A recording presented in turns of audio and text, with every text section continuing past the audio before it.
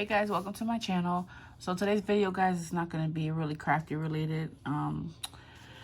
So I just wanted to kind of do a video about having a baby during this pandemic, this whole COVID-19 thing. My due date was July 6th. And during this whole quarantine thing, like, I've been basically like isolated in my house. I was scared to go anywhere, even to the store. Like, I was very cautious. I didn't even want to go to my actual ultrasound sometimes because I would have to, be in the hospital. And I don't know, I just was like really petrified of putting myself at risk or my baby at risk.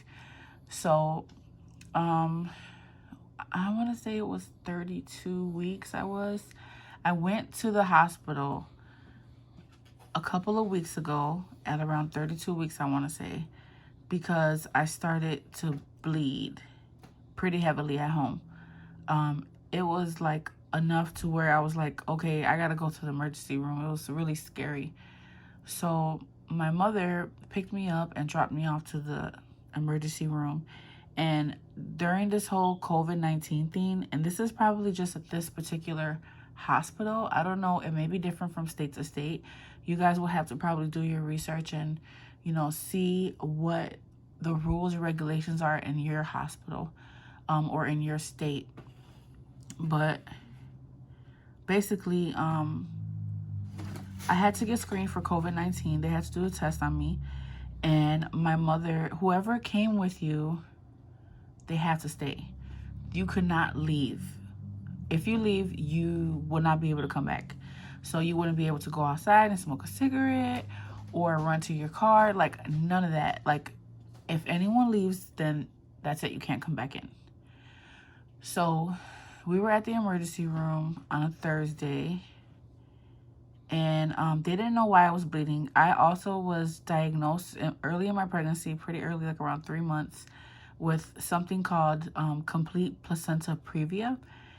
And basically, it's where your placenta is covering your birth canal, and you basically wouldn't be able to have a natural birth because you would be at risk for bleeding to death. I could get more in detail in it if anyone is interested in it. I really want to make this video. I know that this is like an art channel and this is nothing that's like art or crafty related, but I just was like so scared and I didn't know anything of how it would go.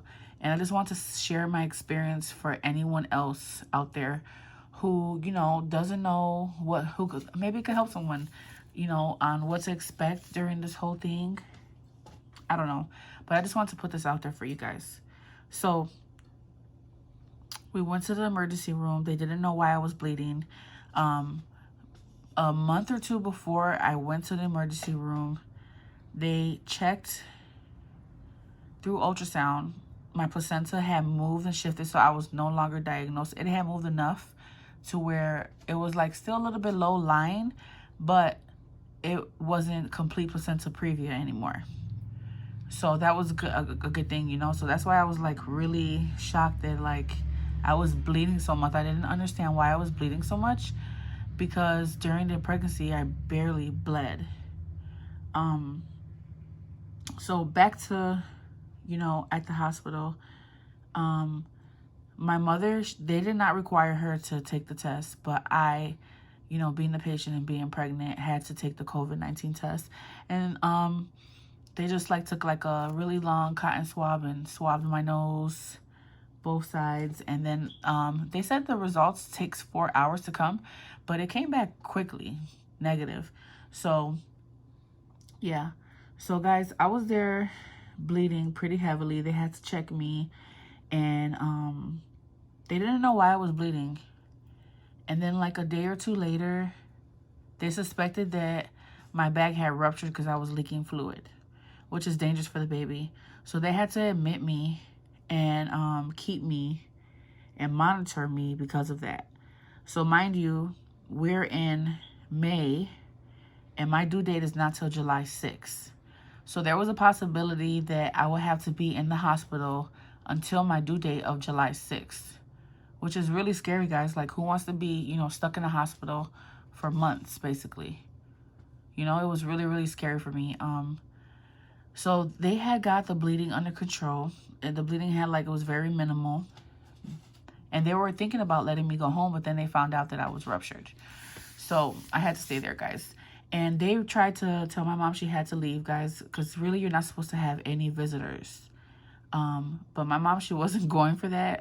She was ready to speak to whoever she had to, and she was able to stay with me. So, guys, I was in the hospital for a total of 13 days. 13 days of not seeing my husband or my 3 children. It was one of the hardest things, like, ever. I even had to spend Mother's Day, and you know, during Mother's Day, I was in the hospital. Thank God, you know, that I had my mom there. I was very lucky and blessed to have her there and to help me. But if she wasn't there, guys, like, honestly, it was just, like, a mentally draining thing. Like, you could not, basically, you were under quarantine in your room. You could not leave your room for anything. I left my room one time, and that was because they weren't able to see the fluid around the baby to measure it, or, you know, to see if I had ruptured or not. Through their ultrasound, they had to send me to the actual ultrasound tech. So they escorted me in a wheelchair to the ultrasound area, and that's where they did the ultrasound and noticed that there was not a lot of fluid around the baby. So I know the story is probably going to be pretty long, but I just want to get as much information details out so that it can help anyone or inform anyone.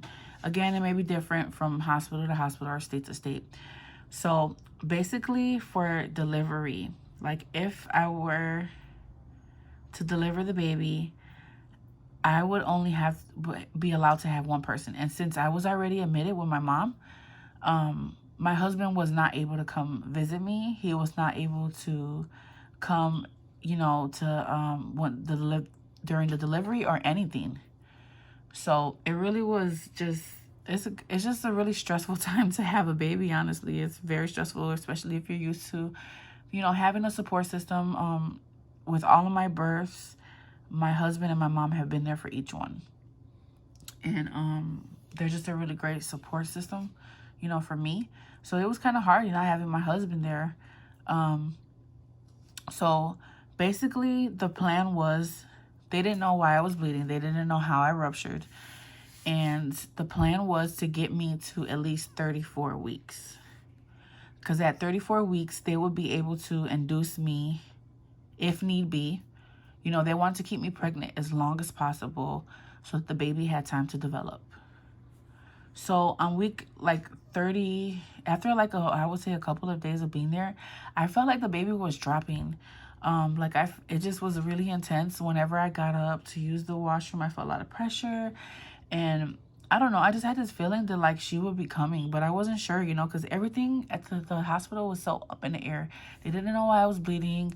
They were like, you know, maybe you'll be here to 34 weeks. You could be here until July 6th, which is your delivery date. So everything was just, like, up in the air. I didn't know what was going to happen, how long I was going to be there, or anything. It was really stressful. So I was feeling a lot of pressure. Oh, and also when I first got admitted, I was having contractions every 10 minutes. So, but then they stopped for, like, I want to say a couple of days, or even a week, it stopped. There were no contractions. And thank God, every time they hooked me up to the monitor, the baby was fine. Her heartbeat was good. They always said that the baby looked well. And, you know, everything with the baby was fine, which was awesome. You know, especially with having a ruptured bag, because anything can happen. So they basically treated me as, what do you call it? Since I was ruptured and there was a possibility the baby could come at any time, so they had to give me a steroid shot, which would they had to, I guess I really can't remember the medications. I'm so sorry. I wish that I would have wrote them down because I didn't know I was going to do this video. But they gave me something to protect the baby's brain. And they also gave me the steroid shot, which I believed helped with the baby's lungs or something like that. I don't know, guys. I'm sorry. I wish I had better information for you. But it just was so much. I was there for 13 days. And I have received so many medications and so many different things. Like, my arms, I have, like, marks everywhere. They had to do 8 IVs on me. Like, I have scars everywhere. It's like really, really bad. But so fast forward to the day, like, I was 33 weeks, and I started contracting one day. It was on the 18th. 3 in the morning, I was having contractions. They were 10 minutes apart, and they didn't know why, and they just told me to continue to monitor it. They were monitoring the baby, monitoring the contractions. And as the morning went on, as it grew later, they were getting more intense. So like around 5 o'clock in the morning, my contractions were coming in 2-3 minutes apart. So I was just like really freaking out, like, oh my God, is this baby gonna come right now? The plan was to get me to 34 weeks so that the baby would be safer, And I was only 33 weeks and I was contracting like crazy. It was so painful, guys. And so they checked me and they said, okay, we're gonna treat you as, the baby might come or whatnot. So they took me to labor and delivery right away, and they put me on the monitors. And guys, my contractions were just coming. They were so intense. It was so intense. I kept dozing off in between them because I couldn't get any rest inside the hospital. The bed was like I kept having this back pain, which is weird that I never had with any of my kids. So guys, this is my fourth pregnancy, and each of my 3 children were born naturally. I didn't get any epidurals, anything. I had them all naturally. I was never high risk during any of my pregnancies. So this pregnancy was really tough for me. I'm 34 years old. And so, like, I don't know if it's the age thing or what, but it was really difficult. I was already, diagnosed with the Previa thing. So I was high risk. I also was diagnosed with gestational diabetes. And it just felt different with her, like with the baby. It would hurt when she moved, and I never experienced that with any of them. So it was like, I was like a brand new mom. I didn't know what to expect. People were always like, is this your first child? And I was like, no, it's my 4th. So it was really scary. The contractions were very, very intense, as I said. And I was just trying to take it because I really did not want to do an epidural. And another thing is that I was petrified that I might have to have a C-section because I've never experienced that. And I just heard so many things about how it was so painful in the healing process and all that. And a C-section is like a really dangerous surgery. So I just was trying to avoid that at all costs. So I was just trying to take the pain. And all I remember is just praying, God, please take this pain away, take over this, and just help me get through this. Let this be over with soon, The pain was so intense. So it got so bad. And it's like this with every single one of my deliveries. The pain got so bad. I was like, okay, I can't take it anymore. Go get me an epidural. And so I asked the nurse to please go get the doctor to come check me. I just felt like I needed to get checked because I was on those monitors and the contractions were just so unbearable, guys. It was so intense. I literally was dozing off, and when the pain came, I would wake up and I wasn't screaming, but I was in so much pain. And my mom, you can even tell she was scared for me, because she could see the pain in my face. So they came and they got the doctors. And I'm so glad that I said that, guys, because if I didn't, I think that I would have delivered the baby right there without them even being there. She checked me and she said she could see the baby's head. So she said, okay, we're going to go ahead and, start pushing. So I started freaking out, because I wasn't ready. I'm thinking that, I didn't know why I was contracting or whatever. I knew the baby might be coming. And so the doctors came, and it just felt like the longest time ever for the doctors to come. I was like, please hurry up, please hurry up. And so they came, they suited up, and it was just so many people in the room. And I feel like I was in the best hands at that hospital because they're like a high risk hospital, they mainly take like a lot of high risk cases. So I knew I was in the best care. There was literally about 8 people in that room. And so it came time for me to go ahead and push. And I had the baby. I had my daughter. Her name is Ava Linda Thomas. She's so beautiful, guys. And I had her at 33 weeks. It was just such a magical and beautiful thing. Like when she came out, all you saw was a head full of black hair in her eyes. She turned around and she looked at me and my mom. And then right away they took her away, and they were doing whatever they were doing with her. It was really hard to, and if you've experienced birth, you know what I mean. You're like, it's just so much stuff going on at once, just pushing the baby out, and you don't know what they're doing with your baby, and then they're working on you still to deliver the placenta and all that stuff. So I just remember just watching them and with the baby, like, just thinking, and I didn't hear her cry. And I was like, why don't I hear my baby crying? And then after a while, you did hear them cry. I think that there was some problems with her breathing. I really don't know to this day. Like, everything happened so fast, but it seemed like eternity that they were over there with her. And I remember like whatever they were doing, when nothing mattered, and all I remember is watching them with the baby and like, what is taking them so long? Why aren't they bringing the baby to me? And so I'm like, where's the, I want to see my baby. So they cleaned her up and they brought her to me. I did hear her cry faintly. And right away they took her to the NICU because she was born premature. And so they, they had to like get me together for me to go see her.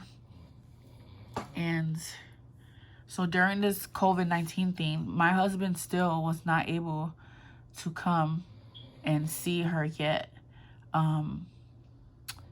And yeah, she was born on the 18th. She was 4 pounds, 5 ounces. And it just was like a really, I don't want to start crying during this video. I'm trying my best not to. But it was just a really tough experience, seeing my baby with like respirators through her and like tubing in her mouth and all these wires, especially when you've never had a premature baby, to see that. Because like I said, each one of my children, they were born naturally with no issues. They were full-term babies. So this was all a new experience for me. And it just was heartbreaking because you don't know, what's wrong, if they're going to be okay or whatnot. And she just was so beautiful, guys. And then just seeing all that stuff hooked to her, it just really broke my heart. So I finally found out some information. So again, this might be different depending on your hospital or what state you live in. But at our NICU, the visiting hours are from 7 in the morning to 12, you're not allowed to visit, because that's when they have a shift change, and then the doctors come and they want to have privacy. They don't want, you to hear other, what's going on with other babies or whatnot. So after 12, from 12 in the afternoon to 7 o'clock at night, you can visit. And then there's a shift change again from 7 to 8, and then you're allowed to visit from 8 p.m. till 7 in the morning. So I was able to see my baby anytime during those times, and I had to fill out some paperwork, and they gave us 2 of these yellow wristbands, and only the parents were able to get it. It has a code, and you have to give a code to get any information or to see your baby or anything. They will not let anyone, for security reasons and all that good stuff. So my husband was able to get one. And I was still admitted in the hospital after I had her for a day or two. And my husband came to the NICU to see my baby, and he still was not able to see me. So it was just so tough, not seeing my husband or my kids for a total of 13 days. And then knowing that he was in the same building and he still could not see me was just like, it was the worst. It really was the worst. But yeah, this is just a little update for all of my friends and all my loved ones that are, regulars on my channel and know, how I've been pregnant in this journey and whatnot. And then it's also a video for those of you who are expecting during this whole COVID-19 thing. I hope that this can kind of shine a little light on something, or maybe help you But yeah, and I knew that it was all for the best, you know, to keep us all, keep everyone safe. But yeah, my baby Ava, she's doing pretty well. She's, you know, she has to be, in order for me to get her home, she has to be able to take feedings well and maintain her weight. She has to be able to keep herself warm, and she's also has to be able to, you know, breathe by her on her own. Well, she is breathing on her own, but she still has, you know, like a little bit of support. But I'm just praying every day, and it's crazy. Like, I didn't let really anyone know what was going on during the entire time I was at the hospital. There were very few who knew I was in the hospital for that many days. And I want to thank thank everyone who's been there for me, and been helping me through this. I love you guys so much. I just lost my train of thought. Terrible. But yeah, she's doing well. And so what I was gonna say is that, you know, I didn't want to post about my baby being born or anything until she was home with me. You know what I mean? And I just kept seeing these pictures, and I was like, you know, I'm just going to post about it. So I let everyone know, you know, that I was in the hospital for 13 days and that she was born. And I posted a picture of her on Facebook. And like all my friends and family, like so many women were just commenting on my post and, you know, saying, you know, how they're sorry and that she'll be home soon. And so many women have experienced having a premature baby or whatnot, just not being able to take your baby home. Like, I've never experienced that, guys. And like, I wouldn't wish that on my enemy. It's been so hard. Like, when they sent me home and I had my three kids, it really broke my heart to, you know, like, I was so happy to be home with my children, but to know that my baby was still in the hospital and not able to come home with me was just like, it was just the worst feeling ever. And I wouldn't wish that on anyone, on my worst enemy. Like, it's just like the worst feeling ever. So to see like so many women to have went through that, you know, and you not experiencing that, it just, I don't know, like, you just really can't put it to words or explain it until you've, like, you know, you actually went through that. But yeah, I'm gonna go ahead and get off this video. That's what's been going on, guys. So I did have the baby, and I just wanted to put this video out there again so that people can know what it's like to, because that's one thing that I was like so worried about during my entire pregnancy, was just like, you know, am I gonna be able to have my husband there? How is it gonna be? And yeah, that was my experience, guys. I love you guys so much. Make sure you guys comment below. And I don't know, I'm thinking about documenting my baby Ava's journey, you know, through this, and you know, even me, this whole new experience with, you know, having a premature baby and what comes with it. I don't know yet, but just, guys, leave your comments below and let me know your thoughts and everything. And she is fine, I'm fine. You know, I just really want her home with me, but I know she's in the best of care. And I just want to thank you guys so much again. I love you, and I'll catch you guys later, okay? Bye.